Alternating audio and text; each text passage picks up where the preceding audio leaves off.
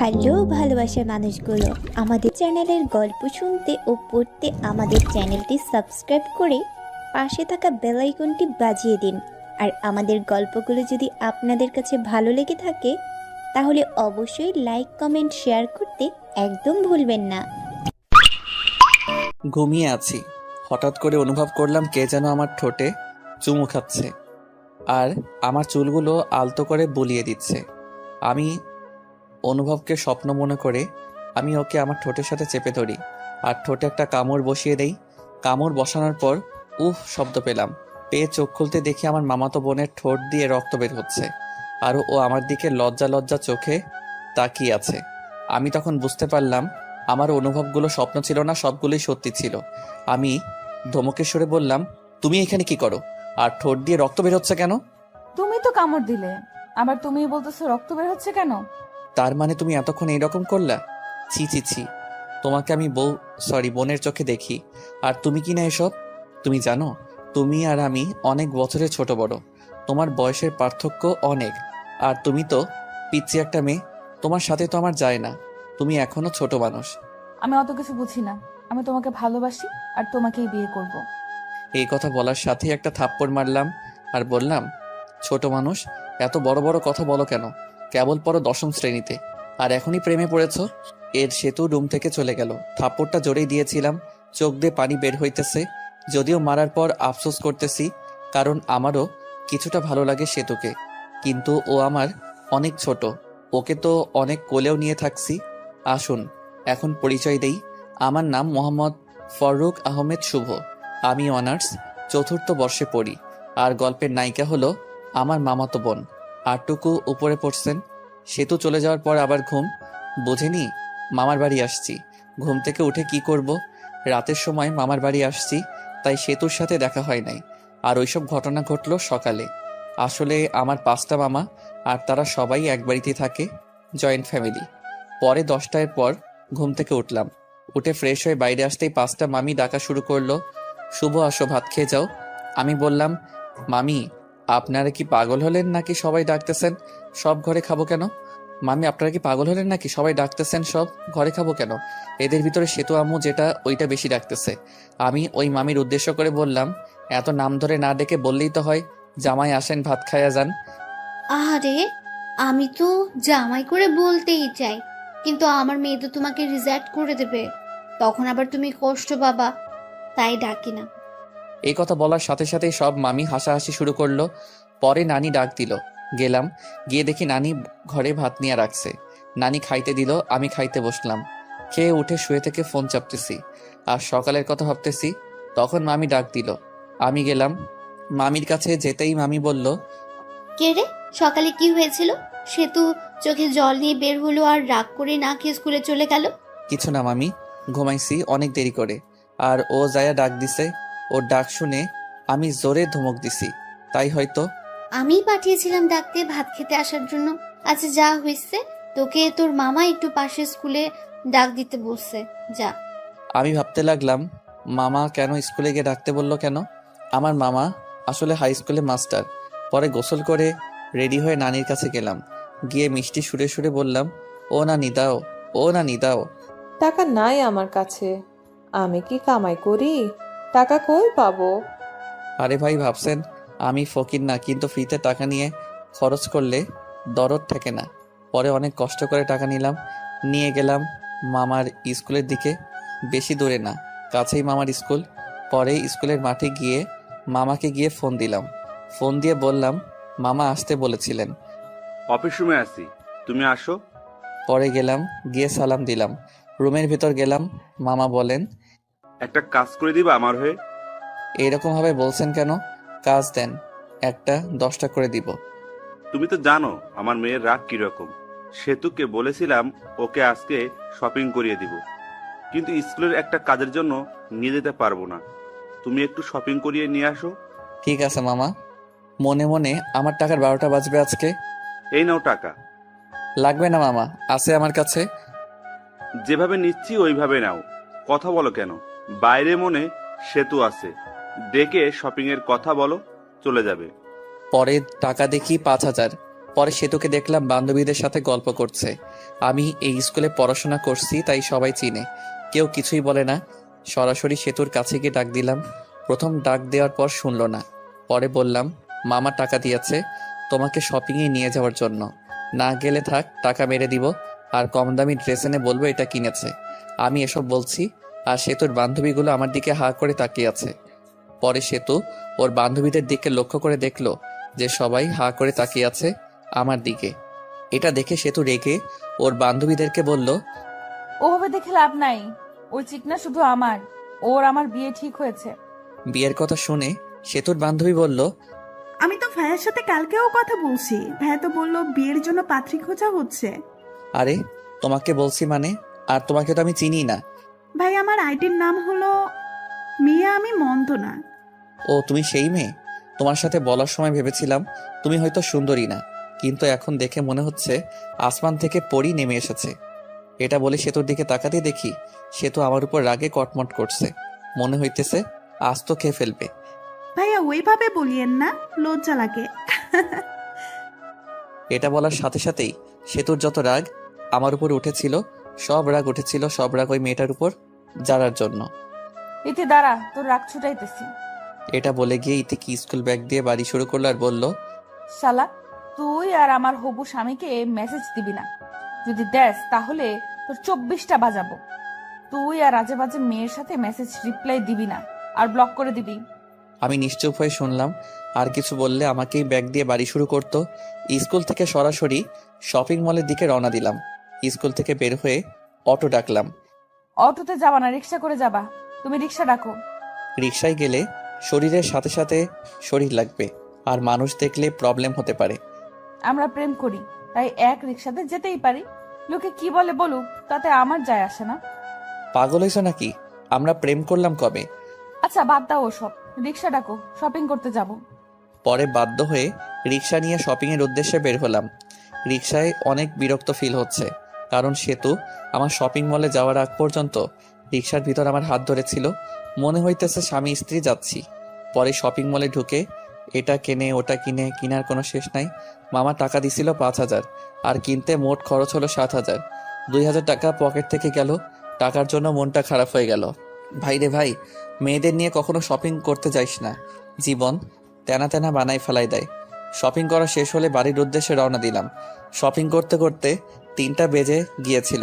টাইমের দিকে খেয়াল ছিল না, ক্ষুধাও লাগছে, তাই ভাবলাম রেস্টুরেন্টে যায়া কিছু খেয়ে নেই। সেতুকে বললাম, সেতু রাজি হয়ে গিয়েছে। দুজন খেতে গেলাম। রেস্টুরেন্টে ঢোকার সাথেই কে যেন মেইলি কণ্ঠে শুভ কইয়া ডাক দিল। আমি এদিক ওদিক তাকাতেই দেখি কেউ নাই।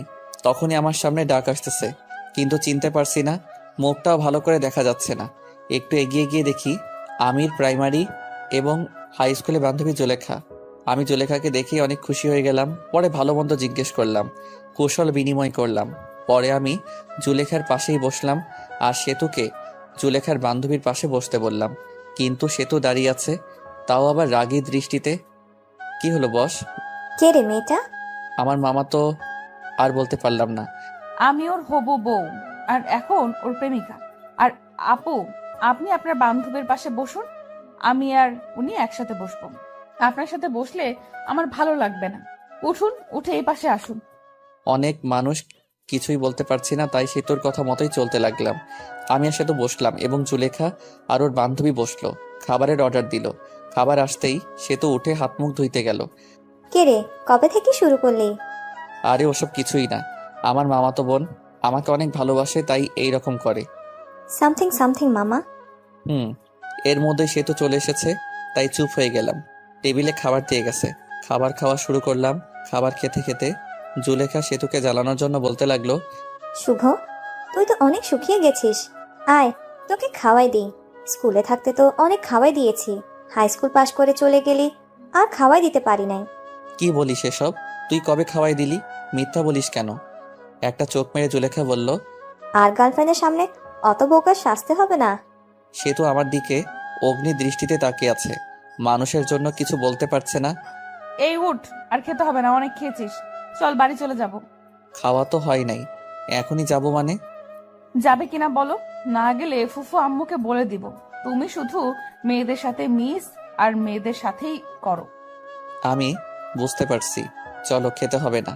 ওঠার আগে সেতু জুলেখাকে বলল টাকাটা দিয়ে দিয়েন। জুলেখা শুধু তাকিয়ে তাকিয়ে দেখছে। পরে রেস্টুরেন্ট থেকে চলে এসে রিক্সা নিয়ে বাড়ির দিকে রওনা দিলাম।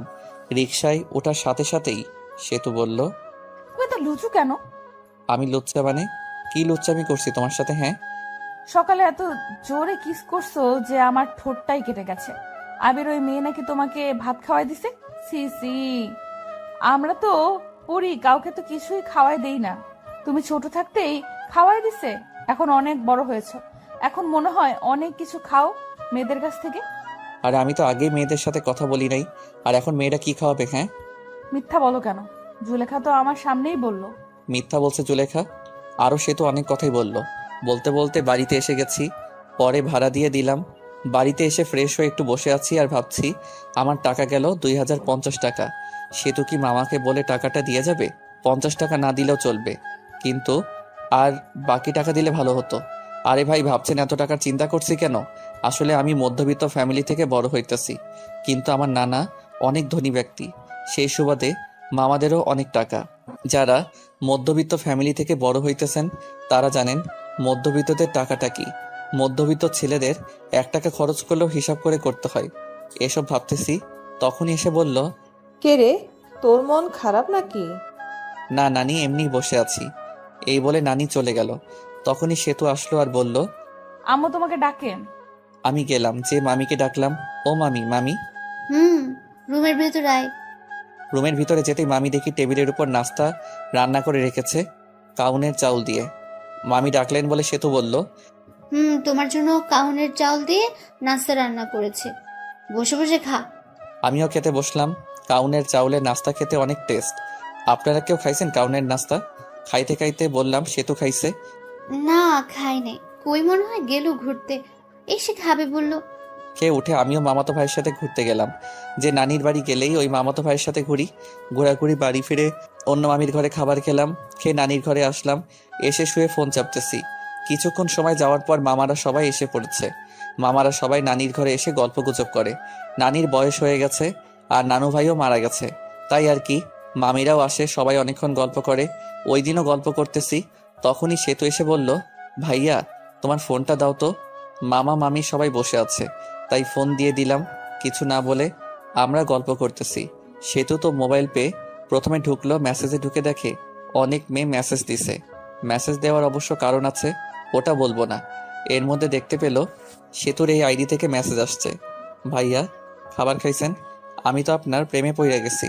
সেতু সিন করলো, কিন্তু কোনো রিপ্লাই দিল না। মেসেজ সিন করা দেখে আবার মেসেজ দিল, কি হলো ভাই? চুপ থাকা মানে কি আমি বুঝে নিব আপনিও আমাকে ভালোবাসেন? সেতু রিপ্লাই দিল আমি হয়ে। সেতুর বান্ধবীর নাম সীমা। কিন্তু আমি তো আমার মামাতো বোনকে ভালোবাসি। ভাইয়া সেতুর তো বয়ফ্রেন্ড আছে, তাও একটা না অনেকগুলো, যেগুলো হিসাব করে শেষ করা যাবে না। এই কথা শুনে সেতুর রাগ তো চরম পর্যায়ে চলে গেছে। আচ্ছা, আমি কে তুমি তো জানো না, আমি তোমার ভাবি। মানে? সেতু অমনি ভিডিও কল দেয়, আর ওই দিক থেকে সীমা ধরে। কল ধরার সাথে সাথেই সেতুর মুখ দেখতে পেয়ে অবাক হয়ে যায়। ওই শালা, আমার অনেকগুলো বয়ফ্রেন্ড আমার, তাই না? না মানে এমনি বলছি। এখন থেকে আর মেসেজ দিবি না। এটা বলে কল কেটে দেই, আর আমার মেসেঞ্জারে যত মেয়ে ছিল সবগুলো মেয়েকে ব্লক মেরে দেই। এমনকি যেসব আমার ফ্রেন্ড লিস্টে ছিল সব মেয়েকেই ব্লক করে দেই, আর মেসেঞ্জারে সব চ্যাট মুছে ফেলে, আর রিলেশন স্ট্যাটাস দেই ইন এ রিলেশনশিপ। মা, ফোনটা শুভকে দিয়ে দিও। তুই এত বড় ছেলেকে নাম ধরে বললি কেন? ও তোর ভাই, আর তুই ফোন নিয়েছিস, তুই দিয়ে আয়। পাবো না। মামি আমাকে ফোন দিয়ে গেল। ফোন হাতে নিয়ে দেখি ফোনের সব কিছুই চেঞ্জ। ওয়ালপেপার দিছে সেতুর, আর লেখা ওয়ালপেপার পাল্টালে তুমি শেষ। পরে ডাটা অন করে মেসেঞ্জারে ঢুকলাম। মেসেঞ্জার একেবারে ভীম দিয়ে ঘষে পরিষ্কার করে ফেলেছে। তখনই একটা মেসেজ আসলো অচেনা আইডি থেকে। মেসেজে লেখা ছিল, শুভ সাহেব, এত ভেবে লাভ নাই, সবকিছু আমি ডিলিট করে দিছি। তোমার চ্যাট লিস্টে শুধু আমিই থাকবো। তোমার চ্যাট লিস্টে প্রথম ব্যক্তি আমি, আর শেষ ব্যক্তিও আমি। আর কোনো মেয়েদের সাথে কথা বলবা না, কথা বললে কিন্তু প্রবলেম হয়ে যাবে। তুমি কে? আর তুমি আমাকে চিনো কিভাবে? আমি চিনি তোমাকে, আর তুমিও আমাকে চেনো, তোমার আশেপাশেই আছি। আমি চিনতে পারছি তুমি আর কেউ না, আমার কিউট বোন সেতু।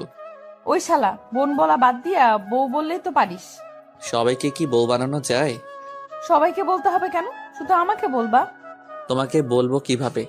তুমি তো আমার আদরের ছোট বোন। তোকে কয়বার বলবো যে আমাকে আর বোন বলবি না?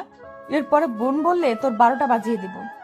আচ্ছা বাদ দাও, অনেক রাত হয়েছে, ঘুমিয়ে পড়ো। ওকে। আমিও ঘুমালাম। সকালে উঠে বাড়িতে চলে আসব। ঘুম থেকে উঠে দেখি সেতু আমাকে জড়িয়ে ধরে শুয়ে আছে। এই সেতু, এইভাবে ধরে আছো কেন? মামি অথবা অন্য কেউ দেখলে কি ভাববে? কেবল তো এসে একটু জড়িয়ে ধরলাম, আর এরকম করছো কেন? সেতু ছাড়তে চাইনি, আমি জোর করে ছাড়িয়ে নিলাম আর বললাম, তুমি এখানে কি করো? হ্যাঁ, আম্মু ডাকতে পাঠাইলো, তাই আসছি। তুমি যাও, আমি আসতেছি। সেতু মুখটা বেঁকিয়ে চলে গেল আর ফ্রেশ হতে চলে গেলাম। ফ্রেশ হয়ে মামির কাছে গেলাম। দেখি মামি অনেক কিছু রান্না করছে। মামি এত কিছু রান্না করছেন, কেউ আসবে নাকি? ফাজলামো করা বন্ধ কর। তুই আসোস, আসার পর যখন চলে যাবি তখন তোর জন্য প্রতিবারই রান্না করি। আমি মিষ্টি একটা হাসি দিয়ে খাবার টেবিলে বসলাম। পাশে সেতু ছিল, তাই সেতুর দিকে তাকিয়ে দেখি মুখটা মলিন হয়ে গেছে। মুখ মলিন হয়েছে হয়তো আমার যাওয়ার কথা শুনে। আমি থাকলে হয়তো কিছুদিন মজা করতে পারতো আমার সাথে। রংপুর চলে যাবা কবে? বিয়ে না করে যাব না মামি, আব্বু পাত্রী দেখতেছে। ওমা, তাই নাকি? চোখের সামনে পাত্রী থাকতে আবার পাত্রী খোঁজা লাগে? কিরে সেতু, মনে মনে কি বলিস? আসলেই বিয়ে করবা? আপনিও না মামি, বিয়ে করলে আপনারা জানবেন তো। খাবার খেয়ে রুমে এসে কাপড়গুলো ব্যাগে তুলতেছি, তখনই সেতু আসলো আর বলল, তোমার সাথে কিছু কথা আছে। আমি শুনতেছি, বলো। আমার হাত ধরে নিয়ে গিয়ে খাটের উপর বসালো আর সেতুর আমার সামনে দাঁড়িয়ে আছে। কিছু সেকেন্ড দাঁড়িয়ে থাকার পর সরাসরি আমার ঠোঁট দুটো লেপটে নিল ওর ঠোঁটের সাথে। কিছুক্ষণ পর ছেড়ে দিল আর বলল, আমি তোমাকে অনেক ভালোবাসি, তোমাকে ছাড়া আমি বাঁচবো না। আই লাভ ইউ শুভ। আমি স্তব্ধ হয়ে আছি, কি উত্তর দিব ভাবতে পারছি না। আমিও সেতুকে ভালোবাসি, কিন্তু আমাদের বাস্তবতা অনেক কঠিন। আমার মামারা আমাকে অনেক বিশ্বাস করে। উত্তর দাও, কি হলো? সেতু, তুমি পাগলামি করছো কেন? তোমার আমাদের সাথে যায় না, আর আমাদের সম্পর্ক কেউ মেনে নিবে না। মাঝখান থেকে আমাদের যে মধুর একটা সম্পর্ক আছে, এটা নষ্ট হয়ে যাবে। আর আমার মামা মামিদের ভালোবাসা থেকে বঞ্চিত হতে চাই না। আর তোমাকে ভালোবেসে তোমাকে নিয়ে হয়তো পালিয়ে গেলাম। পালিয়ে গেলে মামা মামিদের কাছে থেকে আগের মতো ভালোবাসা পাবো না। আর তোমরা উচ্চ ফ্যামিলির মেয়ে, আর আমরা নিম্ন মধ্যবিত্ত ফ্যামিলির ছেলে। তোমার আব্বুকে বললে সে কোনো কারণেই রাজি হবে না। এর ভিতর একটা কারণ হলো আমরা নিম্ন মধ্যবিত্ত। আর আমার আরেকটা সমস্যা আছে, যেটার কারণে আমি কোনোদিন হয়তো বিয়ে করতেও পারবো না। ওই সমস্যার কারণ শুনলে তোমার আব্বু আম্মু কেউ রাজি হবে না। আশা করি তুমি বুঝতে পারছো। তুমি এখন অনেক ছোট, আগে বড় হও, তখন সবকিছু বুঝতে পারবা। তুমি যে আমাকে ভালোবাসি বলতেছো, এটা তোমার আবেগ, যেটা বেশি দিন থাকবে না। কিছুদিন পর এই ভালোবাসা শেষ হয়ে যাবে, তখন আর আমাকে ভালো লাগবে না। তুমি তখন কলেজে যাবা, তখন তোমার অনেক বন্ধু বান্ধবী হবে, আর তোমার বন্ধুরা সবাই গার্লফ্রেন্ড বয়ফ্রেন্ড নিয়ে ঘুরতে যাবে। তুমি তো ঘুরতে পারবে না। তখন মনে হবে কার সাথে প্রেম করি, যার সাথে একদিনও ঘুরতে পারি না। কলেজে যাবা, আমার থেকে অনেক সুন্দর সুন্দর ছেলে দেখতে পাবা, আর তোমাকে প্রপোজ করবে কারণ তুমি অনেক সুন্দর। আর ওই প্রপোজ পেয়ে মনে মনে বলবা, কত সুন্দর সুন্দর ছেলে প্রপোজ করে, আর আমি কিনা পড়ে আছি শ্যামলা একটা ছেলের কাছে। তখন আর আমাকে ভালো লাগবে না, আমাকে তোমার বোরিং মনে হবে। এই শোনো, আমি আর এখন ছোট নাই। আমি সামনে এসএসসি পরীক্ষা দিব, আর যারা 10ম শ্রেণীতে পড়ে তারা ছোট হয় না। আমি বড় হয়েছি, আর আমি সবকিছুই বুঝি। আর তোমাকে আমি সত্যিই ভালোবাসি। এই ভালোবাসা কোনো আবেগ না। আমি তোমাকে 9ম শ্রেণী থেকে ভালোবাসি। I really love you. এটা কখনো সম্ভব না। কেন সম্ভব না বলো? আমার অনেক বড় একটা প্রবলেম আছে। কি সমস্যা আমাকে বলো, আমি সব রকম সমস্যায় মেনে নিব।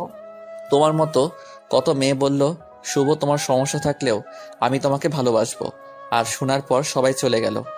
আমি যাব না, বলো। আর একটু বড় হও, তখন বলবো। ভালো থেকো। আবার মনে হয় কবে আসি না আসি, দেখা হয় না হয়। এই বলে ঘর থেকে বের হয়ে আসি আর চলে যাই নানির কাছে। সব মামা মামির সাথে দেখা করে বিদায় নিয়ে আসলাম। সেতুকে একবার ভালো করে দেখলাম, দেখি সেতুর চোখে জল এসে পড়েছে। পরে আমি বাড়িতে এসে সেতুর সাথে ঘটনাগুলো সব বলি, শুধু কিসের কথা বাদ দিয়ে। আসলে আমি আর আম্মু ফ্রেন্ডের মতো। আমি ছোট থেকে আম্মুর সাথে শেয়ার করি। পরে কিছুদিন পর রংপুর ভার্সিটিতে চলে যাই। এর মাঝে সেতুর সাথে অনেক কথা, ভালো মন্দ এগুলোই জিজ্ঞেস করা হয়েছে। একদিন ভার্সিটিতে গিয়ে একটা মেয়ে বন্ধুর সাথে সেলফি তুলি আর ফেসবুকে পোস্ট করি। সেই পোস্ট সেতু দেখে ইনবক্স মাথায় তুলে ফেলে। ওই মেয়েটি কে? আমার বান্ধবী। বান্ধবী, তাই কি হয়েছে? হ্যাঁ, ওইরকম ভাবে কাছাকাছি বসে সেলফি তোলা লাগবে নাকি? আমি তোমাকে কোনো মেয়ের সাথে সহ্য করতে পারি না। এরপর যদি আবার মেয়েদের সাথে সেলফি তুলো, তাহলে আমি কিছু করে ফেলবো আর দোষ দিব তোমার। আচ্ছা ঠিক আছে, বলবো না। আমার অনার্সে পরীক্ষা দেই আর সেতু এসএসসি পরীক্ষা দেয়। সেতুর সাথে আমার অনেক কথা হয় 1 বছর। বলতে পারেন জিএফ বিএফ যেরকম করে কথা বলে আমরাও সেরকম ভাবেই কথা বলি। 1 বছর সেতু আমার কাছে অনেকবার শুনতে চাইছে আমার প্রবলেম, কিন্তু আমি বলি নাই। এখন আমি চাকরি খুঁজছি আর সেতু ইন্টারে পড়ে। সেদিন শুধু জিজ্ঞেস করে, তোমার সমস্যাটা বলো। আমারও ধৈর্যের বাঁধ ভেঙে যায় আর আমি বলি আমি কোনোদিন বাবা হতে পারবো না। একটা অ্যাক্সিডেন্টে সমস্যা হয় আর ডাক্তার বলে আমি আর বাবা হতে পারবো না। সে তো শুধু মেসেজ সিন করলো আর হার্ট একটা ইমোজি দিল। পরে অফলাইনে চলে গেল। আমি অবশ্য জানি কেন চলে গেল। আমার যে সমস্যা এটা জেনে কোনো মেয়ে বিয়ে করবে না, আর বিয়ে করবেই বা কেন? আমি কোনোদিন তাকে মা ডাক শোনাতে পারবো না। এই যে সমস্যার কথা বললাম, এখানেও কিছু কারণ আছে। গল্পে থাকুন, জানতে পারবেন। গল্পের ভিতর টুইস্ট আনতে চাইতেছি। সেদিন সমস্যা বলার পর সেতু 3 দিন অনলাইনে আসে নাই। আমি ওকে মিস করতেছি অনেক। সেতু আমাকে অনেক কেয়ার করত, অনেক শাসন করত। তার দেওয়া মেসেজগুলো মিস করতেছি। 3 দিন পর অফলাইন আসলো। সেতুর নামের পাশে সবুজ বাতিটা জ্বলে উঠল। আমি একটা মেসেজ দিলাম, কেমন আছো? ভালো। বাড়ির সবাই কেমন আছে? ভালো। ভালো থেকো। হুম। পরে আর মেসেজ দিলাম না। একটু মনে মনে হাসলাম। হায় রে আবেগ, আগে কত কথা বলতো, এখন আর কথাই বলে না। মেসেজ তো দেয়ই না, আবার বলছে তোমাকে অনেক ভালোবাসি। সেতুর ভালোবাসা ছিল আবেগ, আর এই ভালোবাসার সমস্যার কথা শুনে জানালা দিয়ে পালালো। আর বলতো সমস্যা আছে তাই কি, অমনি ভালোবাসবো। আপনারা ভাবছেন হয়তো আমি কষ্ট পাচ্ছি না। আসলেই আমার কষ্ট হচ্ছে না। আজকে নতুনভাবে কেউ কথা বলা বাদ দেয়নি। অনেকে এরকম ভাবে বলতো ভালোবাসি, কিন্তু সমস্যার কথা বলতেই কথা বলা বন্ধ করে দিছে। যদিও অন্য মেয়েদের থেকে সেতুর ব্যাপারটা একটু আলাদা, কারণ সেতুকে আমি ভালোবাসি। আর ভালোবাসাও না ভালো লাগা, এই আর কি। সেতুকে মিস করি, তার মেসেজগুলো মিস করি, এটাই, তাছাড়া আর কিছুই না। এখন আস্তে আস্তে সেতুকে ভুলে যাব, তার দেওয়া মেসেজগুলো আর মিস করব না। আমার একটা চাকরি হয়ে গেছে, এখন আর আমি বেকার নাই। কিছুদিন পর শুনতে পেলাম সেতুর বিয়ে ঠিক হয়েছে একটা এমবিবিএস ডাক্তারের সাথে। শুনে ভালোই লাগলো। বিয়ের দিন তারিখ ঠিক হয়েছে। বিয়ের 7 দিন আগে থেকেই সব মামা মামি নানি সবাই ফোন দিয়ে বলতেছে তাড়াতাড়ি আসতে। আর বলবেই না কেন, 5 মামার একমাত্র ভাগিনা, অনেক আদরের। আর আমি ছোটবেলায় মামার বাড়ি বেশি থাকছি, কিন্তু এটা ওটা বলে বলি বিয়েতে যাইতে পারবো না। আসলে বিয়েতে যাইয়া সেতুর সামনে যাইতে শরম করবে, আর শরমের কারণটা আপনারা ফিল করতে পারবেন। সেতুর বিয়েতে আসতে আব্বু আম্মু আসতে বলেছে, কিন্তু না করে দিছি। আম্মু আসার জন্য জোর করে নাই, জোর করলে আসতেই হতো, কারণ আম্মু উপরে কথাগুলো সব জানে। আমার জীবনে সব ঘটনা আম্মুর সাথে শেয়ার করি। বিয়ের 4 দিন আগে সেতু মেসেজ দিছে, ভাইয়া বিয়ে আসবে না কেন? আসলে 1 বছর কথা বলার পর তোমাকে ভালোবেসে ফেলেছিলাম, আর তুমি মাঝপথে ছাইড়া দিলে। সবকিছুই সম্ভব, কিন্তু নিজের চোখের সামনে ভালোবাসা দেখা সম্ভব না। আপনাকে দিয়ে যদি আমি মা হতে না পারি, তাহলে বিয়ে করে লাভ কি? আপনাকে তো কেউ বিয়ে করবে না। আমি আর কিছু না বলে হাসির একটা ইমোজি দিয়ে অফলাইন চলে গেলাম। বিয়ের 2 দিন আগে রুমে বসে আছি বললে ভুল হবে, অফিসের জন্য রেডি হচ্ছি। তখন দেখি মামা আমার দরজার সামনে দাঁড়িয়ে আছে। আমি সালাম দিয়ে বললাম, আরে মামা, কখন আসলেন? এই জায়গায় বসেন। আমি বসতে আসিনি, তোমাকে নিতে এসেছি, চলো। মামা, নতুন নতুন অফিসে জয়েন করছি, আর ছুটি দিবে না, আর এমনি গেলে চাকরি থাকবে। তোমাকে কি কেউ কিছু বলেছে? তোমার মামি কি কিছু বলেছে বলো? না মামা, আমি আর কি বলবো। তাহলে চলো, তোমার অফিসে যাব, আমি ছুটি নিয়ে নিব। পরে বাধ্য ছেলের মতো মামাকে নিয়ে গেলাম অফিসের সামনে। গিয়ে মামা কাকে যেন ফোন করলো। পরে অবশ্য বুঝতে বাকি থাকলো না যে তার বন্ধুকে ফোন দিছিল। কিরে, কি অবস্থা? ওই পাশের লোকটির কথা শুনতে পারলাম না। আমি তোর অফিসের সামনে দাঁড়িয়ে আছি। লোকটি কি বলল শুনতে পেলাম না। কিছুক্ষণ পর দেখি আমাদের অফিসের বস বের হয়ে আসলো। আশা দেখে সালাম দিলাম। ওয়ালাইকুম আসসালাম। শুভ আমার ভাগিনা, ওর ছুটি লাগবে। আরে শুভ তোর ভাগিনা হয়? আগে বলবি তো, বললে আগেই ছুটি দিয়ে দিতাম। শুভ ছুটি চাইছিল কিন্তু দেই নাই, আরো বকা দিছি। এখন তো জানলি, ছুটি দিবি নাকি চলে যাব আমি? আরে তুই আইসে ছুটি না দিয়ে পারি বল? চল কিছু খাই। চল। পরে একটা রেস্টুরেন্টে গেলাম, গিয়ে খাইতে বসলাম। তা শুভ কি কাজ কিছু পারে না পারেই না? পারে, কিন্তু নতুন তো, তাই মাঝে মাঝে সমস্যা হয়। কিন্তু পারফরমেন্স ভালো, আগাতে পারবে। হঠাৎ করে আসলি, ফোন দিয়ে আসতি, তোর ভাবি শুনলে খুশি হতো। সময় নাই রে, এখানে দুইটা কাজের জন্য এসেছি। এক হলো তোর সাথে দেখা করতে, আর ভাগিনাকে নিতে। মামা একটা কার্ড বের করে দিল আর বলল, বিয়ের দিন চলে যাইস, আমার মেয়ের বিয়ে, আর কোনো কিন্তু চলবে না বলে দিলাম। ঠিক আছে, চলে যাব। তাহলে আজকে উঠি রে, বাড়িতে অনেক কাজ, বুঝতেই তো পারছস। আচ্ছা যা। পরে আমরা চলে আসলাম, এসে সরাসরি নানির বাড়ি। নানির বাড়ি অনেক মানুষ, সবাই আমাকে দেখে কাছে আসলো, সবাই কথা বলল। কিছুক্ষণ পর আমার ছোট কিউট বোনটা আসলো আর বলল, আমার জন্য কি নিয়ে এসছো? কিছুই না। তোমার সাথে কথা নেই, যাও। ঠিক আছে না। নীলা আমাকে চকলেট দেয়গা। পরে ছোট বোন চকলেটটা নিয়ে দৌড় দিল। আমি আম্মুর সাথে কথা বললাম, বলে ফ্রেশ হয়ে কিছু খেয়ে নিলাম। সেতুর সাথে এখনো দেখা হয়নি, অনেক খুশিতে আছে মনে হয়। বিয়ের সব আয়োজন কমপ্লিট করা হলো। বিয়ের দিন যেটা ভাবি নাই ওই কাজটাই হয়েছে। আরে ভাই, যেটা ভাবতেছেন ওইটা হয় নাই। আপনারা ভাবছেন সেতুর সাথে বিয়ে হবে, কিন্তু বিয়ে হবে না। আসলে আমি মেয়েদের উপর কোনোদিন ক্রাশ খাই নাই, বলতে পারেন কাউকে প্রথম দেখায় ভালোবেসে ফেলিনি। কিন্তু সেতুর বিয়েতে একটা মেয়েকে দেখি, যাকে দেখে পুরাই ফিদা হয়ে যায়, ভালোবেসে ফেলেছি। কিন্তু মেয়েটিকে চিনি না। মামার বাড়ির আত্মীয়দের যতগুলো মেয়ে আছে সবগুলোই চিনি, কিন্তু এই মেয়েকে চিনলাম না। অত ভেবে লাভ নাই, শুভ আগে ভাব কিভাবে মেয়েটাকে পটানো যায়। যেভাবে হোক বিয়ের কয়দিনের ভিতর পটাতে হবে, না পটালে হাতছাড়া হয়ে যাবে। যেই ভাবা সেই কাজ। দেখতে পেলাম মেয়েটা একাই বসে আছে। আমি তার কাছে গিয়ে বসলাম। বসে থেকে বুকের বাম পাশে হাত দিয়ে বলতে লাগলাম, উহ, আহ, ইস। আপনার কোনো সমস্যা হয়েছে? ডাক্তারকে ডাক দিতে বলবো? উহ, ওহ, ইস, দেখতেই পারছেন বুকের বাবাসে চিনচিন করছে। ডাক্তারকে ফোন করব? এই ব্যথা ডাক্তার দিয়ে ভালো হবে না। এই ব্যথা ভালো হতে হলে আপনাকে লাগবে গো, আপনাকে। আরে আপনি কি বলেন এসব? আপনি পাগল হয়েছেন নাকি? প্রেমে পড়লে যদি পাগল হতে হয় তাও হব তোমার জন্য। কি বলেন এসব? এই বলে মেয়েটি চলে গেল। আমি ওর চলে যাওয়ার দিকে তাকিয়ে রইলাম, ধ্যান ধরে বসে আছি। তখনই মামা বলল, শুভ এই কাজটা করতো। কাজ করতে চলে গেলাম, কিন্তু ওই মেয়েটির মায়াবী চোখ, এলোমেলো চুল, এত সুন্দর চাহনি, মিষ্টি মিষ্টি হাসি, সব মিলিয়ে পুরাই জোস। ভাবতে লাগলাম নামটা কিভাবে শোনা যায়। বাড়িতে যতগুলো লোক আছে তাদেরকে খাবার দিতে হবে, আর আমার দায়িত্ব হলো টেবিল ঘুরে ঘুরে দেখা। টেবিলের উপর সবকিছু রাখা হবে, সব আত্মীয়দের যা কিছু খাবে সব নিয়ে নিয়ে খাবে।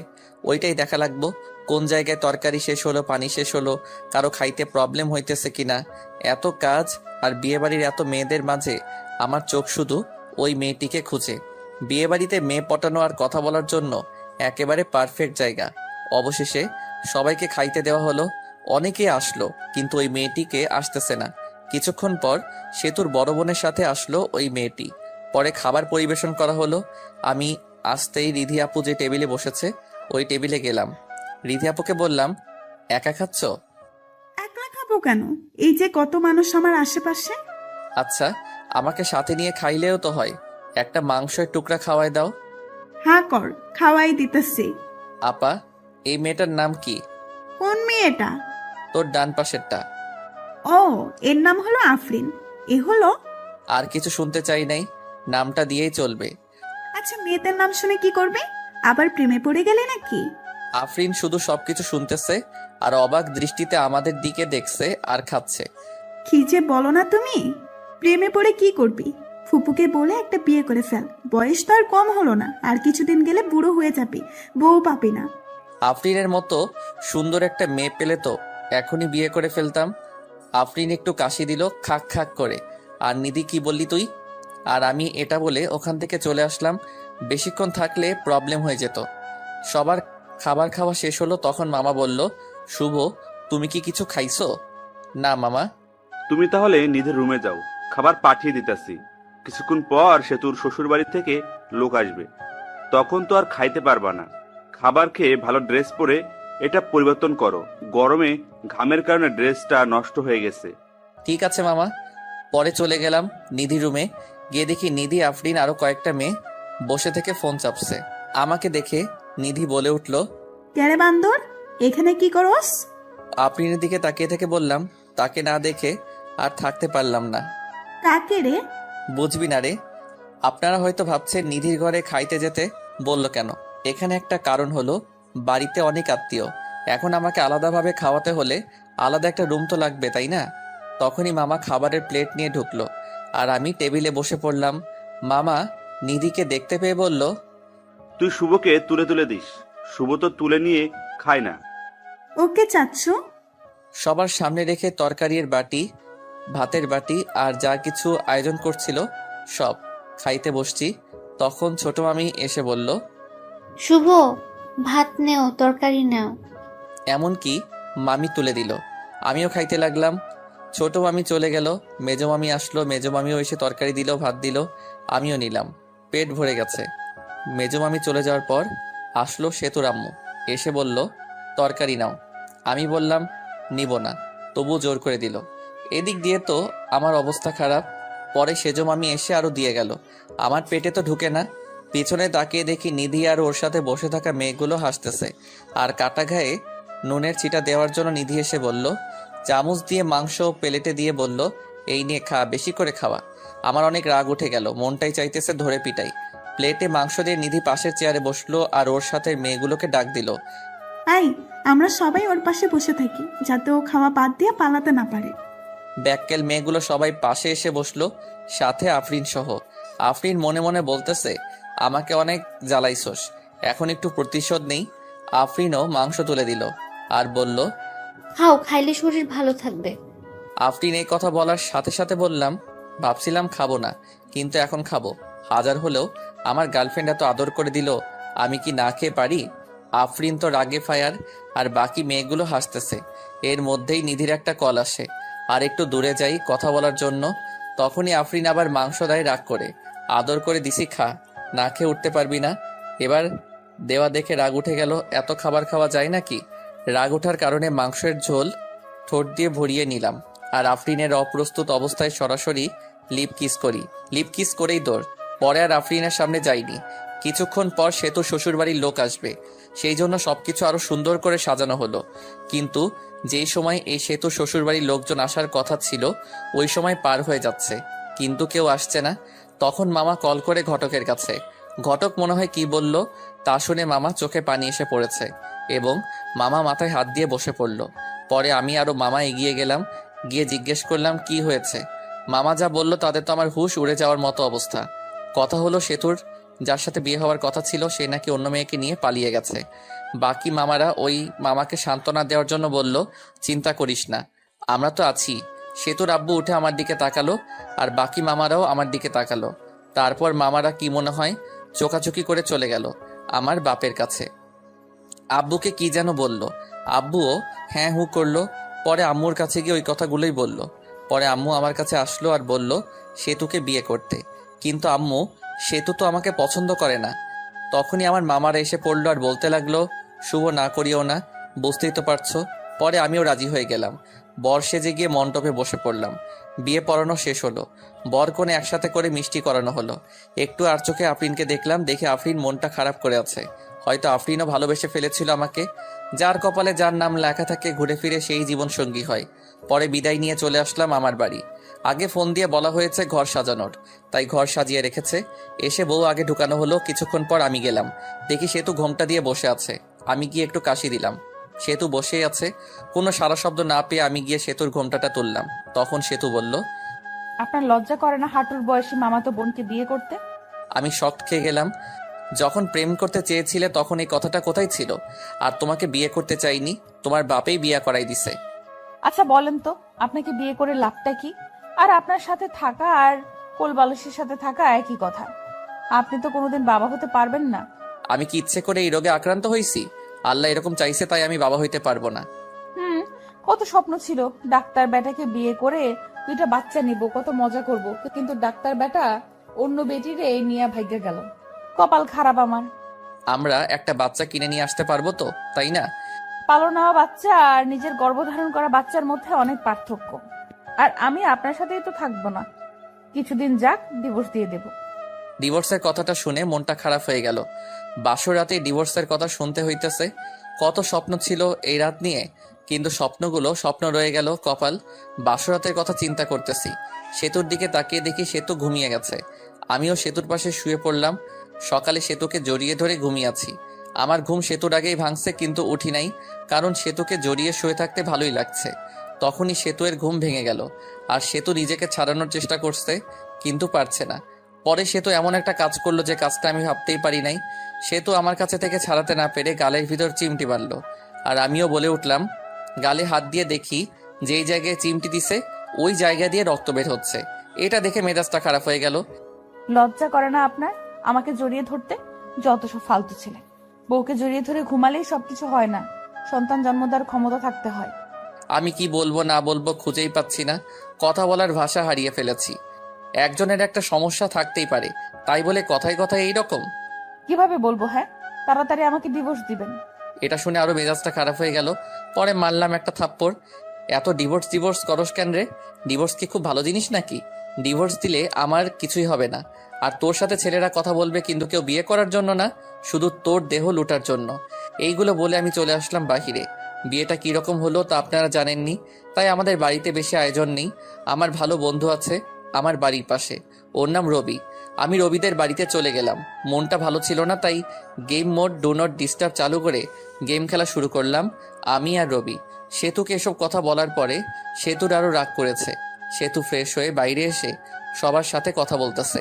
আম্মু আব্বু আমাকে খুঁজতেছে, কারণ সকালে একেবারেই আমাকে দেখে নাই। 12টার সময় গেম থেকে বের হয়ে দেখি 50টার মতো মিসড কল উঠে আছে। দেখি আম্মুয়ের নাম্বার থেকে কল এসেছে, আব্বু কল দিছে, আরেকটা অপরিচিত নাম্বার। আমি রবিদের বাড়ি থেকে বের হয়ে বাড়ির দিকে হাঁটা ধরলাম, আর অপরিচিত নাম্বারটাতে কল ব্যাক করলাম। কল রিসিভ করে কিন্তু কথা বলে না। কে আপনি? হ্যালো হ্যালো, কিন্তু কথা বলে না। কিছুক্ষণ পরে পরে বলল আমি। আমি বলার পর চিনতে পারলাম সেতু কল দিছে। পরে কলটা কেটে দিছি। দেখি বাড়ির কাছাকাছি এসে পড়ছি। বাড়িতে ঢোকার পরপরই আব্বু আম্মু জিজ্ঞেস করলো, কই গেছিলা? রবিদের বাড়িতে গেছিলাম। এই কথা বলার সাথে সাথে শুরু হলো বকাবকি। আমি চুপচাপ সবকিছু শুনে ঘরে গেলাম, গিয়ে ফোনটা চার্জ দিলাম। ঘরে সেতু বসে আছে। আমাকে দেখে জিজ্ঞেস করলো, কই গেছিলেন এত সকালবেলা? কই গেছিলাম তুমি শুনে কি করবা? ফোনটা চার্জে দিয়ে বাইরে এসে পড়লাম। আমাদের বাড়িতে হালকা কিছু আয়োজন করা হয়েছে সেতুদের বাড়ি থেকে। 2-3 জন লোক আসবে আমাদের নিতে। আমি ফ্রেশ হয়ে ঘরে গিয়ে শুয়ে আছি, আর সেতু বসে থেকে ফোন চাপতেছে। ফোন চার্জে, তাই টিপতেও পারছি। সেতুর দিকে তাকিয়ে আছি। ওরকম তাকিয়ে থাকেন কেন? তখনই একটা ফোন আসলো। দেখি আমার বন্ধুর গার্লফ্রেন্ড এবং আমার ন্যাংটাকালের বান্ধবী ফোন দিছে। নাম হলো মিথিলা। ফোন চার্জে ছিল, তাই রিসিভ করে স্পিকার বাড়িয়ে দিয়ে বললাম, কি রে শয়তান, বিয়ে করলি আর একটু কইলিও না? তাতেই আবার বলতি বিয়ে করার সময় তোদের ছাড়া বিয়ে করবি না। হঠাৎ করে সবকিছু হয়ে গেছে, রবিকে বলার টাইম পাই নাই। রবি বলল, তোর বউ দেখতে একদম বাজে। আমার দেখে রবির হিংসা হয়েছে, ওটা সুন্দর না তাই। আরো কি শুনলাম? কি শুনলি? শুনলাম রাতে বলে বিলাই মারতে পারস নাই। ধুর বেটি, এসব কি বলস? এমনি বললাম রে। পরে কথা কইরো, ফোন চার্জে আছে। আগে তো অনেক কথা বলতি, এখন বউ হয়েছে না, কথা বলবি কেন? বাবু রাগ করো না, রবি চিপাই নিয়ে চকলেট দিবনি। বান্দর, চিপাই নিয়ে চকলেট দিবে মানে? রবিকে বললো, রবি বলবনি কিভাবে চিপাই নিয়ে চকলেট দিতে হয়। এই কথা বলে কলটা কেটে দিলাম। আমি কেটে না দিলে কথা বলতেই থাকতো। ফোনটা রেখে সোজা হয়ে পিছনে তাকাতেই পারি নাই, দেখি সে তো দাঁড়িয়ে আছে। মেয়েটা কে ছিল আর আমাকে খারাপ দেখা যায় এটা বললো কেন? মেয়েটা কে আছে তোমাকে বলবো কেন? আর যাকে দেখতে যেরকম লোকে তো তাকে সেরকম বলবে। তুমি ওকে বাবু বললা কেন? ভালো লাগছে তাই বলছি। আর আপনি থেকে তুমি বলছো কেন? আমি তোমার বড়, সম্মান দিয়ে কথা বলবা।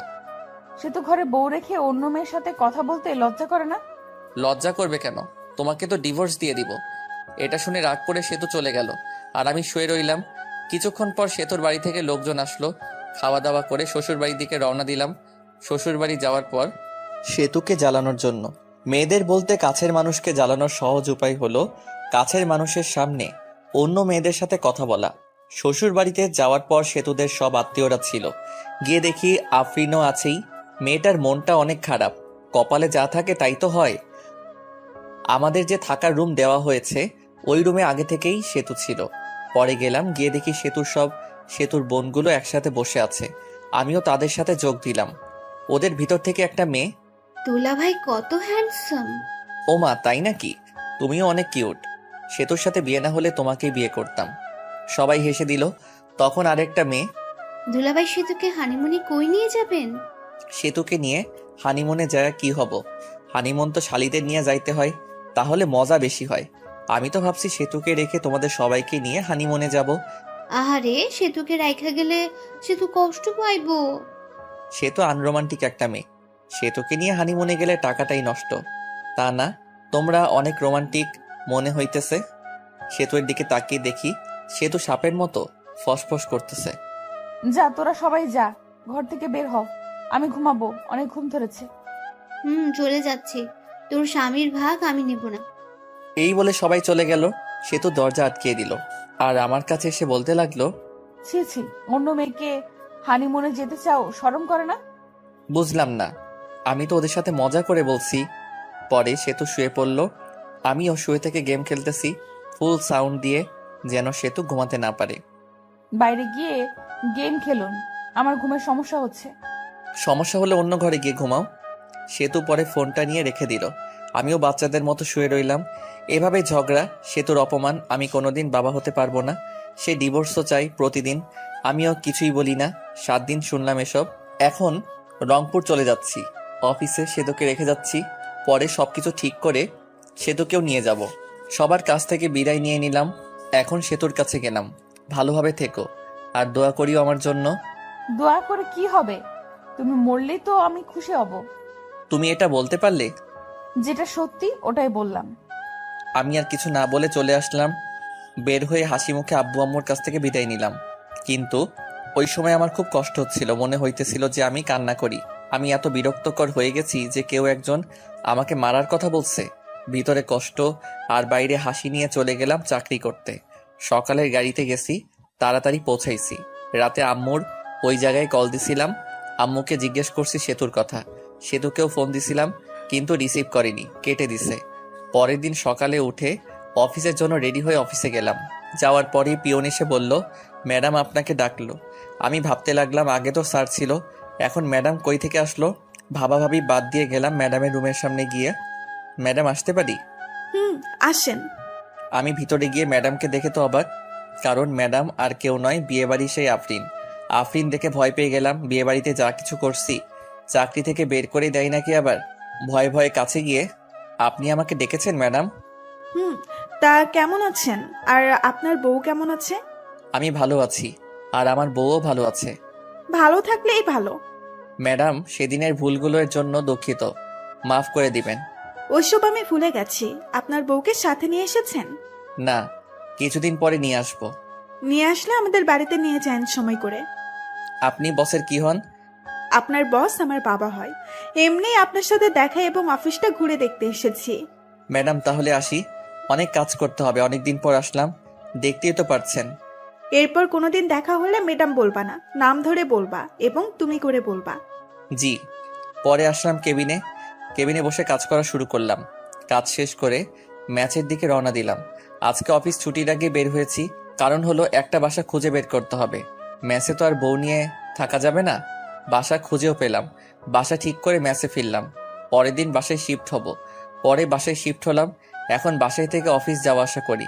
আমি রংপুর এসেছি 7 দিন হয়ে গেছে। এই 7 দিনে সেতুকে কল মেসেজ দিছি, কিন্তু কোনো রিপ্লাই পাইনি। একদিন সেতু আব্বু আম্মু এবং সেতুর আব্বু আম্মু সবাই একখানে বসে থেকে গল্প করছিল। তখন সেতু সবাইকে একটা প্রশ্ন করে, আম্মু, ওর কি কোনোদিনও বড়সড় অ্যাক্সিডেন্ট হয়েছিল? না, শুভ খুব সাবধানে চলাচল করে। সবাই নাই করলো, কারণ আমার তো অ্যাক্সিডেন্ট হয়নি। কিন্তু ও তো বললো ওর একটা বড় অ্যাক্সিডেন্ট হয়েছিল। তারপর থেকে ওর বাবা হওয়ার ক্ষমতা হারিয়ে ফেলেছে।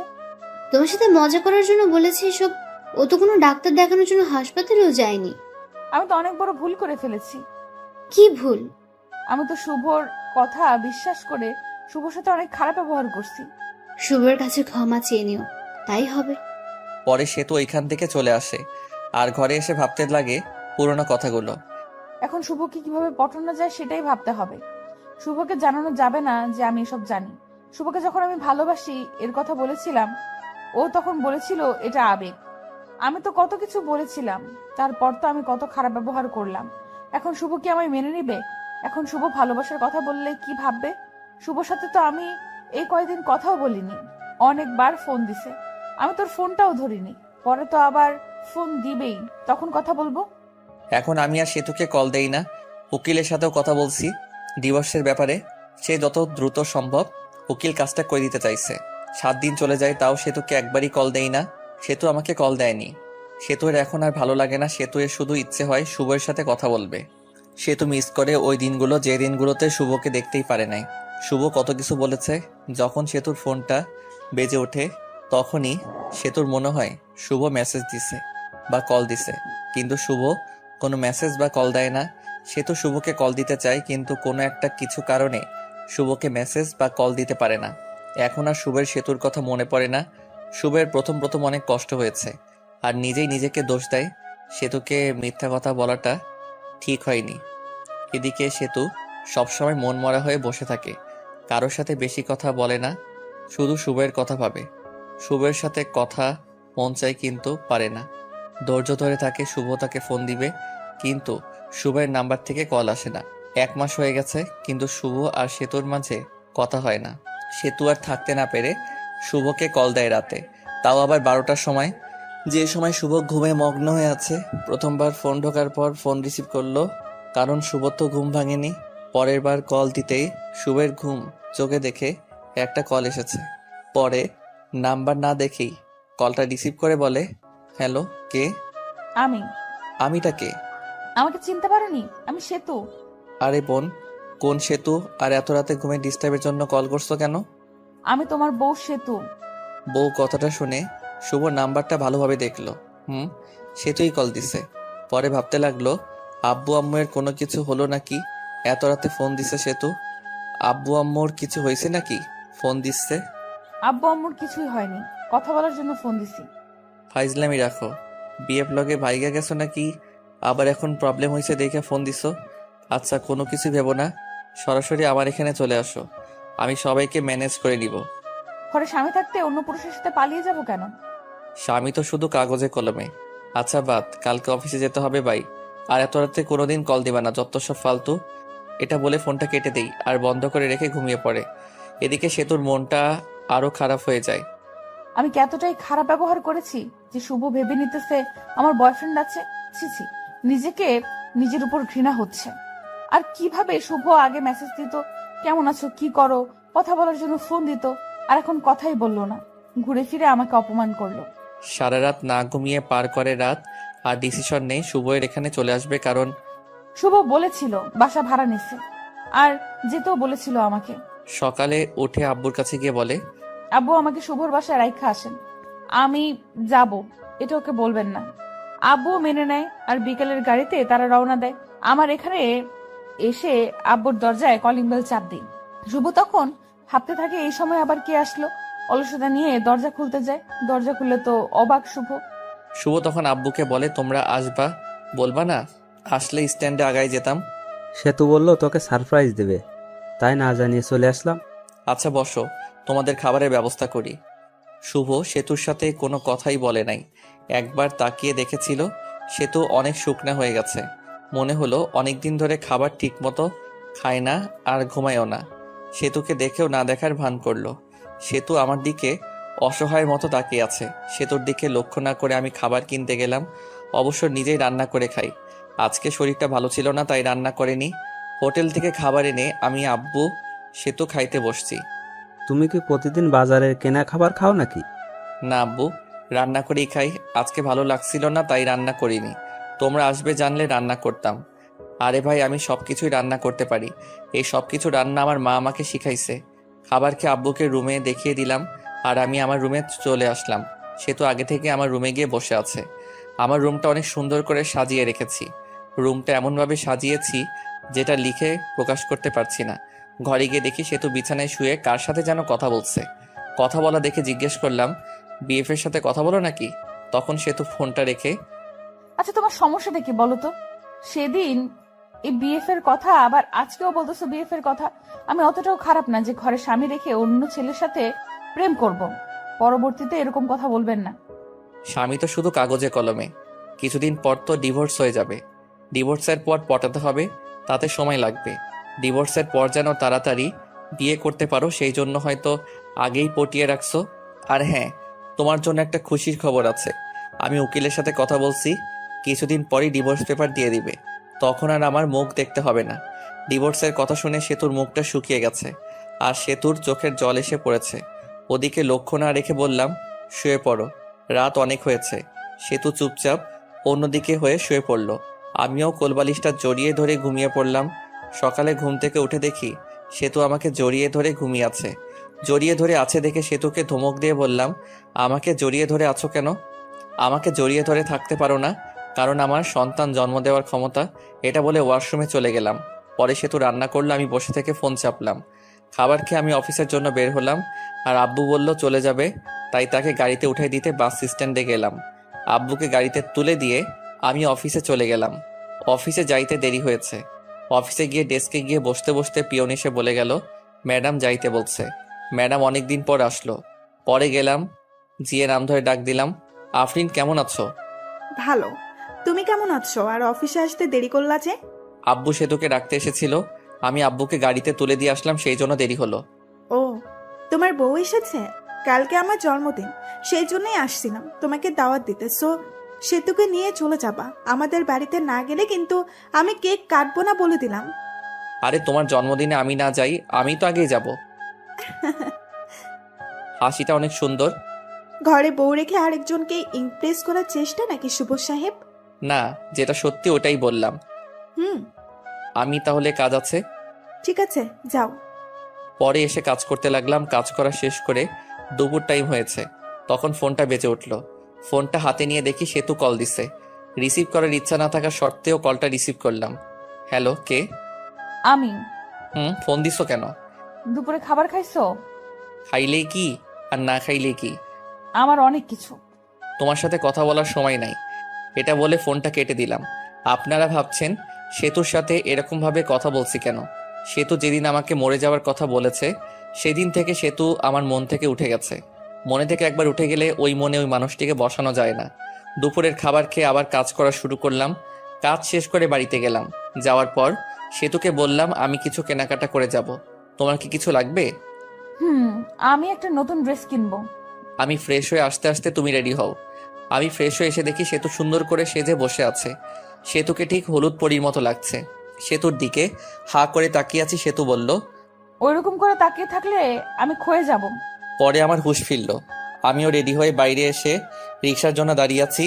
তখনই একটা রিক্সা থেকে ভার্সিটির ভালো একটা বান্ধবী নেমে এসে জড়িয়ে ধরে বলল, দোস্ত, কি খবর? কেমন আছিস? তোর তো খোঁজ খবর পাওয়াই যায় না। এরকম ভাবে কেউ জড়িয়ে ধরে নাকি? মানুষ দেখলে কি ভাববে? সেতুর দিকে তাকিয়ে সেতু তো পুরাই আগুনের মতো গরম হয়ে আছে। এর মধ্যে সেতু বলে উঠল, এই ফালতু মেয়ে, এভাবে জড়িয়ে ধরে আছেন কেন? শুভ, কে রে এই মেয়ে? এ হলো। আমি হলাম ওর বিয়ে করা বউ। তুই বিয়ে করলি কবে? আমাকে একটু জানালিও না। আপনারা জানায় কি হবে? ওর থেকে 2 ফিট দূরে গিয়ে দাঁড়ান। শুভ ভাবি এরকম করে কথা বলছে কেন? ওর একটু রাগ বেশি তো, পরে তোর সাথে কথা বলিও। পরে বান্ধবী চলে গেল। ওই মেয়েটা আপনাকে জড়িয়ে ধরলো কেন? ছি ছি, আপনার লজ্জা করে না ঘরে বউ রেখে অন্য একটা মেয়ের সাথে এসব করতে? না জানি কত মেয়ের সাথে এরকম করেন। আমাকে দেখে কি লুচ্চা মনে হয়? হ্যাঁ, এর কোনো মেয়ের সাথে কি করি আর কি না করি সেটা আমার একান্ত ব্যাপার। এখন আর তোমার একান্ত ব্যাপার নাই, কারণ তোমার বউ আছে, আর বউটা হলাম আমি। তুমি তো আমাকে স্বামী হিসেবে মানোই না। কিছুক্ষণ চুপ থাকলো সেতু। আচ্ছা, আমাকে মাফ করে দাও। আগের ব্যবহারের জন্য দুঃখিত। আমাদের বাচ্চা না হলেও আমরা একটা বাচ্চা কিনে নিয়ে আসবো। আমি ভাবতে লাগলাম, সেতু এসব বলতেছো কেন? আগে তো খারাপ ব্যবহার করতো না, ও জেনে ফেলছে আমি ওর কাছে মিথ্যা বলছি। কিভাবে? মার্কেটে চলে আসছি, চলো শপিং করি। পরে কিছু কেনাকাটা করলাম আর আফরিনের জন্য একটা গিফট কিনলাম। সেতু জামা কাপড় কিনলো। কিনে বাসায় এসে আমাদের রাখা জিনিসগুলো রেখে সরাসরি চলে গেলাম আফরিনদের বাড়ি। গিয়ে দেখি অনেক সুন্দর করে সাজানো। যদিও জন্মদিন পালন করার আমি পছন্দ করি না। আমরা বাড়ির ভেতরে ঢুকতে আঙ্কেল আন্টি আফরিন আমাদের দেখে খুশি হয়ে গেছে। সেতুকে দেখে আরো বেশি খুশি হয়েছে। সেতু আফরিনের সাথে চলে গেল আর আমি একা একা বসে আছি, কারণ আমার পরিচিত কেউ নাই। বসে থেকে গল্প লিখতেছিলাম। অবসর সময় পেলে গল্প লিখি। তখনই একটা মেয়ে এসে বলল, আপনি শুভ ভাইয়া না? আমি শুভ। আপনাকে চিনতে পারলাম না। আমি আপনার একজন গল্প পাঠক, আপনার সাথে অনেক কথা হয়েছে মেসেজে। মনে মনে আমি তো অনেক মেয়ের সাথেই কথা বলি, এটা আবার কে? আপনার গল্পগুলো অনেক সুন্দর। আমি তো আপনার প্রেমে পড়ে গেছি। আমার প্রেমে মানে? আসলে আপনার গল্পের প্রেমে পড়ে গেছি। এখন তো তুমি পিচ্চি মামাতো বোন গল্প লিখতেছো। এই গল্পটাও অনেক সুন্দর। শুক্রিয়া। আপনার সাথে একটা সেলফি তুলি? আমি কি কোনো ভিআইপি ব্যক্তি নাকি যে সেলফি তুলতে হবে? তুলতে হবে। মেয়েটি যেই সেলফি তুলতে এলো তখনই সেতু এসে ওই মেয়েকে একটা ধাক্কা দিয়ে ফেলে দেয় আর বলে, এই তোমার সমস্যা কি? হ্যাঁ, এতক্ষণ কথা বলছো, ভালো কথা, তাই বলে শরীরের উপর এসে এভাবে সেলফি তুলতে হবে? ভাইয়া কেউ নেই।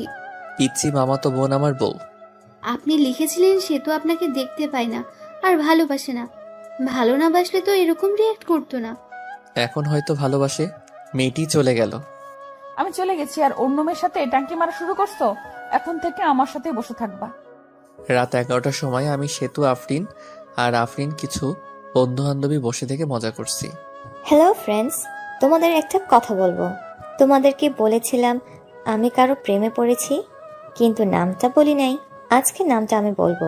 তাকে আমি প্রথম দেখেই ভালোবেসে ফেলেছিলাম। শুভ, সেতু, আমার এখানে আসো তো একটু। আমি আর সেতু গেলাম তখন। আমি শুভ, এই যে একে দেখছো, একে দেখে ভালোবেসে ফেলেছিলাম, কিন্তু ভালোবাসাটা মনে রয়ে গেছে। কারণ এই যে মেয়েটা সেতু, সেতু হলো শুভের বউ। আমার মনে ভালোবাসা মনেই রয়ে গেল। ভালোবাসা মানুষকে আপন পেলাম না। সেতু, বেস্ট অফ লাক, তোমাদের সংসার সুখের হোক। শুভরাত্রি।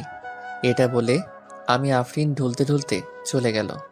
অনেক ড্রিঙ্ক করেছে হয়তো। ওর কথাগুলো নিজের উপর নিজেরই অনেক রাগ উঠে গেল। শালার কেন যে ওইসব করতে গেলাম। চলো বাড়িতে চলে যাব। পরে আমরাও চলে আসি আর ভাবতে লাগি, সেতু কি সত্যিই আমাকে ভালোবাসে? যদি ভালো না বাসতো তাহলে তো মেয়েদের সাথে কথা বলার সময় জেলাসি ফিল করতো না। ভাবতে ভাবতে বাসায় চলে আসি। পরের দিন অফিস বন্ধ ছিল। আমার মাথায় একটা কথা ঘুরপাক খাচ্ছে, সেতু কি সত্যি ভালোবাসে আমাকে? পরের দিন অফিস বন্ধ থাকায় সেতু বলে, চলো একটু ঘুরে আসি। তুমি তো আমাকে নিয়ে একটু ঘুরতে যাও না? আমিও রাজি হয়ে যাই, ঘুরতে যাই। সেতুর সাথে ঘুরতে ভালোই লাগছিল। সেতুকে ফুচকা খাওয়াই দিছি। আরও অনেক অনেক রোমান্টিকভাবে দিনটা পার করলাম। 2 দিন কেটে গিয়েছে, কিন্তু সেতুর সাথে খারাপ ব্যবহার করিনি, বরং রোমান্টিকভাবে দিনগুলো পার করছি। হঠাৎ করে একদিন অফিস থেকে তাড়াতাড়ি চলে আসি, কারণ বাড়িতে এসে ফ্রেশ হয়ে আবার কোম্পানির কাজের জন্য বাইরে যাব। দরজায় এসে ধাক্কা দিতেই দরজা খুলে গেল। ঘরে ঢুকে দেখি সেতু মনে হয় কারোর সাথে কথা বলছে। মিষ্টি মিষ্টি হেসে কথা শোনার জন্য কোনো রকম শব্দ না করে ওর কাছে গেলাম। জানিস, শুভ তো মনে হয় আমাকে মেনে নিয়েছে। শুভ জানে না যে আমি ওর মিথ্যা কথা ধরে ফেলেছি। আমি জানি ওর কোনো সমস্যা নেই। আমি এই কথা শুনে বুঝতে পারলাম ও সবকিছু জেনে ফেলেছে যে আমি সন্তান জন্ম দিতে পারবো না। এটা মিথ্যা কথা। আমি নতুন একটা আইডিয়া বের করলাম, কারণ সে তো আমাকে এখনো ফুলফিলভাবে ভালোবাসেনি। কোনো শব্দ না করে একটু পিছিয়ে এসে সেতুকে ডাক দিলাম। সেতু ফোনটা কেটে দিয়ে আমাকে জিজ্ঞেস করলো, তুমি এত তাড়াতাড়ি আসছো? আসাতে সমস্যা হয়েছে? না, সমস্যা হবে কেন? আমি আরো খুশি হয়েছি তোমার সাথে বেশি সময় কাটাতে পারবো। এসব বলতে বলতে সেতু এসে আমাকে জড়িয়ে ধরলো। জড়িয়ে ধরে ঠোঁটে একটা শুকনা চুমু দিল। আমি সেতুকে ছাড়িয়ে ফ্রেশ হতে চলে গেলাম। ফ্রেশ হয়ে এসে দেখি সেতু টেবিলে খাবার সাজিয়ে রেখেছে। খাইতে বসলাম। সেতুকে বললাম, তুমি খাইছো? না, চলো একসাথে খাই। নিজের হাত দিয়ে খাইতে ইচ্ছে করছে না। আসো আমি খাওয়াই দেই। সেতু খুশি হয়ে গেল। খাবার খেতে সেতুকে জিজ্ঞেস করলাম, আচ্ছা সেতু, তুমি তো এখন সত্যি ভালোবাসো আমাকে, তাই না? অনেক ভালোবাসি। এই যে আমি বাবা হতে পারবো না, এটা যখন তোমার রিলেটিভরা জানবে, তখন তোমাকে অনেক কিছু বলতে পারে। তখন কি তুমি আমাকে ছেড়ে দিয়ে চলে যাবে? লোকে কি বলুক তাতে আমার কিছুই যায় আসে না। আমি তোমাকে কখনোই ছেড়ে যাব না। আমি দীর্ঘ একটা নিঃশ্বাস নিলাম। কথা বলার মাঝেই খাবার খাওয়া শেষ। খাবার খাওয়া শেষ হওয়ার পর রেডি হয়ে সেতুকে একটা চুমু দিয়ে কাজের জন্য বের হলাম। বাড়ি থেকে বের হয়ে একটা বন্ধুর সাথে দেখা করলাম। ওই বন্ধুর বড় ভাই ডাক্তার, আর তাকে দিয়ে একটা মিথ্যা রিপোর্ট বানাবো। পরে ওই বন্ধুকে সবকিছু খুলে বলি, আর বলি তোর ভাবির ভালোবাসা পরীক্ষা করার জন্য একটা ফেক রিপোর্ট বের করতে হবে। রিপোর্টটা হলো আমি যে বাবা হতে পারবো না, এটার রিপোর্ট। বন্ধু প্রথমে রাজি হয়নি, পরে অনেক জোরাজোরিতে রাজি হয়েছে। পরে সবকিছুই বুঝিয়ে দিয়ে চলে গেলাম আমার কাছে। কাজ থেকে আসলাম, আর আসার সময় সেতুর জন্য আইসক্রিম আর ফুচকা নিয়ে আসলাম। যা দেখে সেতু অনেক খুশি হয়ে গেল। প্রতিদিনই অফিস থেকে আসার সময় সেতুর জন্য কিছু না কিছু নিয়েই আসি। এটা দেখে সেতু দেখে অনেক খুশি হতো, আর আমাকে একটা কিস করতো। 7 দিন যাওয়ার পর রিপোর্ট বের করে। পরে আমি আমার বন্ধুকে বলি, এটা বাড়িতে গিয়ে দিয়ে আসবি। যখন আমি অফিসে থাকবো, বন্ধু তাই করে। আমি অফিসে থাকাকালীন বন্ধু আমার বাড়িতে যায় আর রিপোর্টটা দেয়, আর সেতু রিপোর্টটা নিয়ে পড়তে থাকে। পড়ে দেখে শুভ কোনোদিন বাবা হতে পারবে না। ওখানে এসব লেখা আছে, আর কারণও লেখা আছে। সেতুর মনটা তখন খারাপ হয়ে যায়। কি করবে সে বুঝতে পারে না। শুভর সাথে করবে না করবে কিছুই বুঝতে পারে না। শুভর সাথে থাকার সময়গুলোর কথা ভাবতে থাকে। এসব ভাবতে ভাবতে কোন দিক দিয়ে সময় পার হয়ে যায় সেতু জানেই না। আর আমি অফিস থেকে চলে আসি, আর সেতুর জন্য ফুচকা নিয়ে আসি। বাড়িতে এসে দেখি সেতু মনটা খারাপ করে বসে আছে। আমি সেতুকে ডাক দেই আর বলি, সেতু কি মন খারাপ? তোমার কি তোমার আব্বু আম্মুর কথা মনে পড়ছে? সেতু কোনো কথা না বলে রিপোর্টের কাগজটা আমার হাতে নিল। আমি কাগজটা হাতে নিয়ে বললাম, এসব তো তুমি জানো। তাহলে তোমার বাবা মাকে জিজ্ঞেস করার পর তোমার বাবা মা তাহলে বললো কেন যে তুমি মিথ্যা বলছো, যে তুমি বাবা হতে পারবে না? কারণ আম্মু জানে না। সেতু এই কথা শুনে মুখটা থেকে রাগী বানিয়ে চলে গেল। আমি ফ্রেশ হতে চলে গেলাম। ফ্রেশ হয়ে এসে কিছু খেয়ে নিলাম। সেতুর সাথে কথা বলার চেষ্টা করতেছি, কিন্তু সেতু দরজা খুলছে না। পরে আমি বাইরে বসে থেকে ভিডিও দেখছি। ভিডিও দেখতে দেখতে সন্ধ্যা হয়ে গেল। তখনও সেতু ঘর থেকে বের হলো না। এখন বুঝতে পারলাম সেতু কেন মন খারাপ করে বসে আছে। আমিও ভাবতে থাকলাম, সেতু কি তাহলে আসলেই আমাকে ভালোবাসেনি? সেতু এতদিন কি তাহলে মিথ্যা ভালোবাসতো আমাকে? সেতু তো ঘর থেকে বের হচ্ছে না। সন্ধ্যার রান্নাটা মনে হয় আমারই করতে হবে। তাই রান্না করতে গেলাম। রান্না করার প্রায় শেষ। তখন ঠান্ডা পানি মনে গরম পানিতে হাত দিছি, আর হাতটা গেল পুড়ে। পরে ওমাগো বলে চিৎকার দিয়ে উঠি, কিন্তু আফসোস ধরার মতো কেউ নাই। পরে নিজেই হাত ধরে ঠান্ডা পানিতে কিছুক্ষণ ডুবিয়ে রাখলাম। এরপর ডাক্তারের কাছে গিয়ে হাতটা মেডিসিন লাগিয়ে নিয়ে আসলাম। হাত একেবারে ছুলে গেছে, দেখতে অনেক বৃষ্টি হয়ে গেছে। রান্নার কাজ শেষ করে সেতুকে ডাক দিলাম। বললাম, সেতু, দুপুরের খাবার খাওনি, এখন রাতের খাবারটা খেয়ে নাও, তা না হলে শরীর খারাপ করবে। তুমি হয়তো আমাকে মেনে নিতে পারছো না।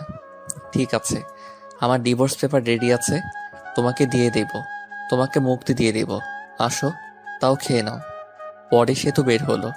আমার হাতটা সেতুকে দেখাইনি। পরে সেতু চুপচাপ খেয়ে নিল। আমি আর খেতে পারলাম না, কারণ গুনে গুনে আমার ডান হাতটাই পুড়েছে। হাতের কষ্টের থেকে মনের কষ্ট অনেক বড়। সেতুকে অনেকটা ভালোবেসে ফেলেছিলাম। হাত পোড়ার কারণে হাতে জ্বালা পোড়া করছে। আবার মনটাও ভালো নাই। সেতুর সাথে কাটানোর সময়ের কথাগুলো ভাবছি। কত সুন্দর ছিল দিনগুলো। এসব ভাবতে ভাবতে চোখে জল এসে গেছে। মনে হচ্ছে চিৎকার করে কাঁদি। ঘুম ধরছেই না। এমনিতেই হাতে জ্বালাতন করতেছে, আবার ক্ষুধা লাগছে। রাত 12টা বেজে গেছে। বসে থেকে কান্না করতেছি। কষ্ট আর সহ্য হচ্ছে না। অনেক কষ্ট হইতেছে, যেটা হয়তো লিখে প্রকাশ করতে পারবো না। চোখ দিয়ে জল থামছেই না। তখনই কাঁধে কারো হাতের ছোঁয়া পেলাম। পিছনে তাকিয়ে দেখি সেতু দাঁড়িয়ে আছে, চোখের জলটা মুছে। তুমি এখানে কি করো এত রাতে? আপনি কি করেন? আমার ভালো লাগছে না, তাই আমি বসে আছি। আমারও ভালো লাগছে না, তাই আমিও বসে থাকতে এলাম। তোমার আবার ভালো লাগবে না কেন? তোমার ভালো লাগার কারণে তোমাকে ছেড়ে দিতেছি। ডিভোর্স পেপার তো রেডি আছে, কালকে সকালে নিয়ে আসবো। মন খারাপ করো না তাও। মেয়েদের সাথে ফষ্টি নষ্টি করতে পারো না বলে ডিভোর্স আমাকে দিয়ে দিবে, তাই না? এসব কি বলো? তুমিও বললা ডিভোর্স দিতে। সেতু আমার কলার ধরে বলল, ওই, আমি কখন ডিভোর্স চাইলাম বল? আমি তো চুপচাপ ছিলাম। আমি বাবা হতে পারবো না শুনে তুমি মন খারাপ করে ঘরের দরজা দিয়ে বসেছিলে। তো এটা বোঝাই যায় তুমি আমার সাথে থাকতে চাও না, ডিভোর্স চাও। আর একবার ডিভোর্সের কথা বললে ঘাড়টা মোটকে দিব বলে দিলাম। আসলে আমি সরি, আমার ভুল হয়েছে। আমিও তোমাকে ছাড়া থাকতে পারবো না। আমি তোমার সাথে কাটানো সময়গুলোর কথা ভাবলাম, তুমি আমাকে কতটা কেয়ার করো ওইটা ভাবলাম। বাচ্চা হবে না তো কি হয়েছে, আমরা একটা বাচ্চা কিনে নিয়ে আসবো। সত্যি তুই আমাকে ছেড়ে যাবে না? মরার আগ পর্যন্ত যাব না। আজকে ব্যবহারের জন্য ক্ষমা প্রার্থী। আমরাই তো। সেতুকে আমাকে জড়িয়ে ধরে আছে, আমিও ধরছি। রোমান্টিক ওয়েদার আমাদের মাঝে। সেতু শরীরের সাথে একটু ডান হাতটা লাগলেই উফ বলে উঠলাম। কি হয়েছে তোমার? আমি তখন সেতুকে হাতটা দেখালাম। সেতু তো চমকে উঠল। এরকম হলো কেমনে? আজকে রান্না করার সময় এরকম হয়েছে। সেতু এর চোখে জল এসে গেছে। আমি আসলে সরি, আমার সন্ধ্যার সময় এরকম ভাবে থাকা উচিত হয় নাই। তোমার অনেক কষ্ট হচ্ছে তাই না? হুম তাহলে তুমি তো ভাতও খাও নাই তাই না? হুম পরে সেতু প্লেটে ভাত নিয়ে এসে আমাকে খাওয়াই দিল। আমি খাইতেছি আর মাঝে মাঝে হাতে কামড় দিই। খাবার খাওয়া শেষ করে আমার বুকের উপর সেতু শুয়ে আছে। আমি সেতুর মাথায় হাত বুলিয়ে দিচ্ছি। পরে দুজনেই ঘুমিয়ে পড়ি। এখন থেকে শুরু হলো রোমান্টিক সংসার। হঠাৎ করে একদিন সেতু মাথা ঘুরে পড়ে যায় আর আমি ডাক্তারখানায় নিয়ে যাই। ডাক্তার বলে, খুশির খবর, আপনি বাবা হতে চলেছেন। এটা শুনে আমি অনেক খুশি হই। সেতুকে বলতেই সেতু মুখটা গোমড়া বানিয়ে বলে, আমার পেটে বাচ্চা আসলো কিভাবে? তুমি তো বলেছিলে বাবা হতে পারবে না, আর রিপোর্টেও লেখা ছিল। ও, ওইসব ছিল সাজানো নাটক। ওই রিপোর্ট ছিল সাজানো। তুমি আম্মুর কাছে থেকে জানছিলা। আমার কোনো সমস্যা নাই, এটা আমি জানতে পারি। আর আমি তোমার ভালোবাসা কতটুকু সত্যি এটা জানার জন্য এসব করছি। তুমি ভালো না, তুমি অনেক পচা। রাগ করো না লক্ষ্মী সোনা, একটু হাসো প্লিজ। সেতু একটা মিষ্টি হাসি দেয়। এই খবর বাড়িতে পৌঁছালে সেতুকে সবাই বাড়িতে আনতে চায়, কিন্তু সে তো বাড়িতে আসবে বলে দেয়। আমাকে ছাড়া বলে সেতু এর ভালো লাগে না আমার একটা ছেলে সন্তান হয়, আর দেখতে একেবারেই ওর মায়ের থেকেও সুন্দর। আমি ছেলেকে দেখে ভাবতে লাগলাম আমার চেহারা ততটা ভালো না, তাই যত মেয়ে পিছে ঘুরছে। আর ছেলের চেহারা তো মাশাআল্লাহ অনেক সুন্দর। না, মেয়েরা আমার ছেলের জন্য কি না করে বসে। ধন্যবাদ সবাইকে আমাদের পাশে থাকার জন্য। হ্যালো বন্ধুরা, কেমন হলো জানি না। যদি ভালো হয় ছোট একটা কমেন্ট করে জানাবেন। যদি ভালো হয় তাহলে প্রতি সপ্তাহে 7টা ভিডিওর সাথে একটা ফুল ফাটের ভিডিও আসবে ইনশাল্লাহ। আর এই রকম গল্প শুনতে আমাদের চ্যানেলটি সাবস্ক্রাইব করে পাশে থাকা বেল বাটনটি বাজিয়ে দিবেন প্লিজ। ধন্যবাদ সবাইকে, ভালো থাকবেন সবাই।